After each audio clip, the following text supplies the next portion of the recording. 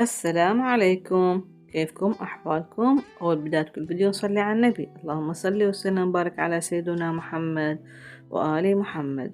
حبايبي اليوم فيديو جديد، تأخرت عليكم أنا هواية، فسبب تأخيري هسه راح تعرفوه. طبعا هو مفاجأة كلش حلوة إنه والحمد لله والشكر. بس في البداية لا تنسوني بالشير واللايك وتفعيل الجرس حتى يوصلكم كل شي جديد مني.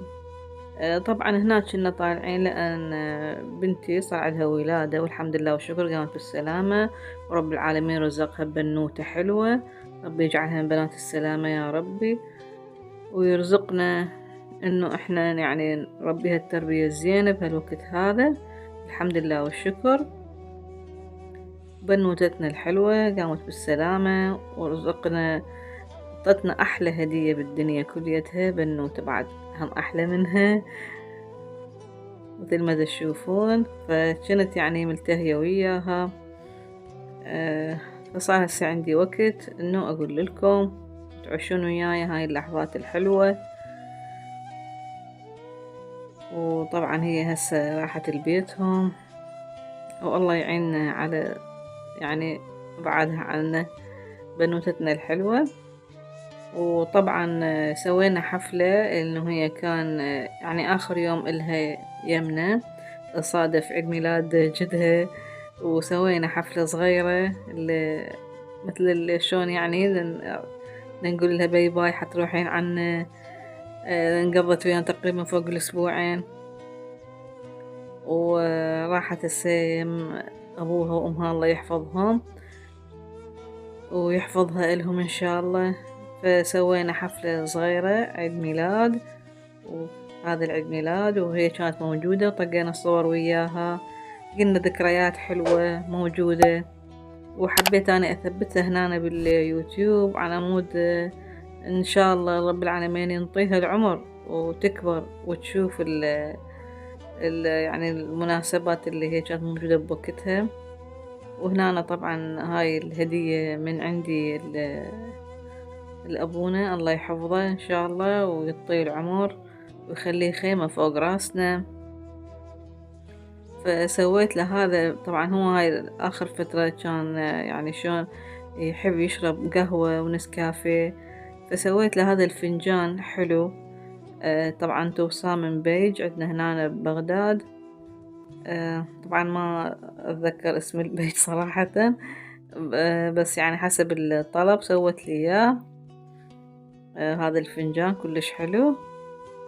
طبعا أنا هم سويت إلي واحد لازم أنا وياه نفس الشي. يعني كلش كيف بيها. وسوينا هاي الحفلة البسيطة مثل ما قلت لكم، هم عيد ميلاد جدها وهمنا وداعية للبنوتة الحلوة، إن شاء الله مو وداع دائم طبعا. وطبعا ما نسيتكم سويت لكم كيكة آخر شي. هنا مثل تشوفون هاي اللقطات الحلوة مال عيد ميلاد. وهنا طبعا ورا يوم يعني رتبت غرفتي وبدلت الشرشف لأن هي كانت نايمة يمي. فبدلت الشرشف مثل ما تشوفون الألوان الفاتحة. وهنا أنا حطيت المعطر مال الشرشف أو مال السرير. ومثل ما قلت لكم سويت كيكة خاصة أنا شلون عصرونية. بس شلون هسه مثل ما تشوفون فتحتها من النص وحشيتها مربى الكرز. هي هاي الكيكة طبعا هي المقادير العادية الموجودة يعني كل مرة نسويها، بس هالمرة حبيت اسويها يعني محشاية وسويت لها كريم شانتيه ابيض لفوق. شوية تغيير. طبعا هاي سويتها قبل العيد ميلاد فترة يعني، بس محتفظة اني بالفيديو. ان شاء الله الفيديو عجبكم، وانا حبيت انه تشاركوني فرحي. والله يرزق كل من يعني ما عنده خلفة، رب العالمين إن شاء الله يرزقه ويحفظ لكم أولادكم وأحفادكم يا ربي، وتشوفوهم أحسن وأعلى المراتب.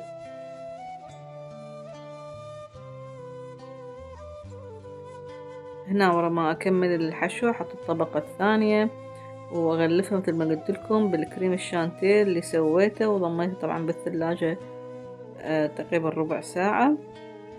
وبعدين هم أنا أخليها الكيكين بالثلاجة تقريبا العصر، وأقطعها وأقدمها ويا الشاي أو مع الشاي. آه هذا الفيديو مالتي. حبيت تشاركوني، وحبيت أقول لكم ليش أنا تأخرت عنكم هاي الفترة كليتها، لأن ما أقدر يعني المسؤوليات ويعني أسوي فيديو. فسويتكم مقتطفات من حياتي الفترة اللي عرفتكم بيها، إن شاء الله بعد ما أبتعد عنكم وأقدم لكم كل شي جديد. ولا تنسوني حبايبي بالشير واللايك، تفعيل الجرس، ولايكاتكم حبايبي وتعليقاتكم تخبوا تسلمون. وإن شاء الله نبقى عائلة كبيرة ومستمرة.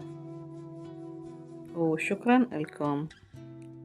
هسه راح تبقون ويا نهاية الكيكة، وأبقى وياكم نهاية الفيديو. شكرا، مع السلامة.